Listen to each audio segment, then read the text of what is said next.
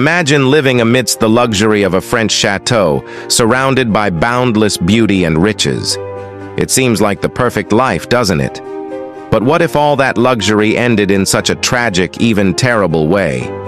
This is the story of Jeanne du Barry, mistress of King Louis XV, whose glittering life turned into an unimaginable nightmare.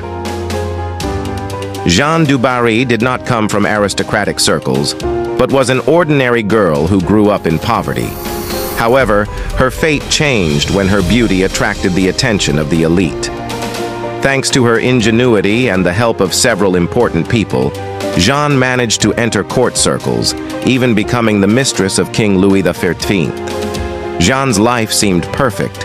She lived in the palace of Versailles, surrounded by wealth, beauty, and power. But behind that luxury, Jeanne faced various problems.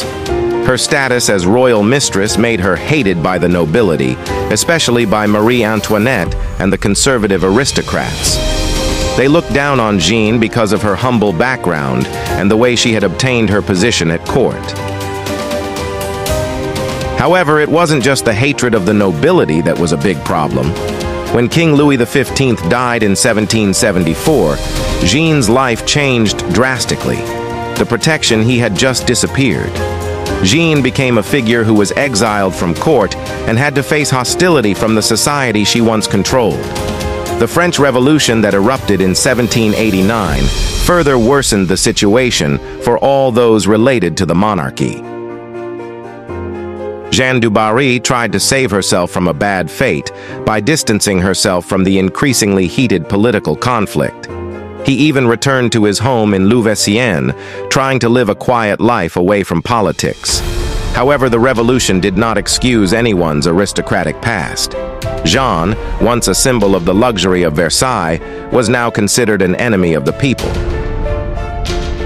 Jeanne's fate ended tragically in 1793.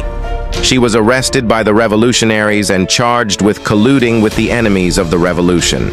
These accusations are not entirely true, but in those days, anyone involved with the monarchy was in great danger. Jeanne was briefly tried and sentenced to death at the guillotine. While serving her sentence, Jeanne reportedly screamed and begged for mercy, but the revolution had no mercy. His head separated from his body, ending the luxurious life he once had. Jeanne du Barry's story is one of many tragedies amidst the great changes in France during the Revolution. His life of luxury ended in tragic fashion, reminding us that luxury and power are no guarantee of happiness or safety. If you're interested in learning more fascinating stories about dramatic historical figures like Jeanne du Barry, be sure to like, subscribe, and turn on notifications. Don't miss other interesting stories on this channel.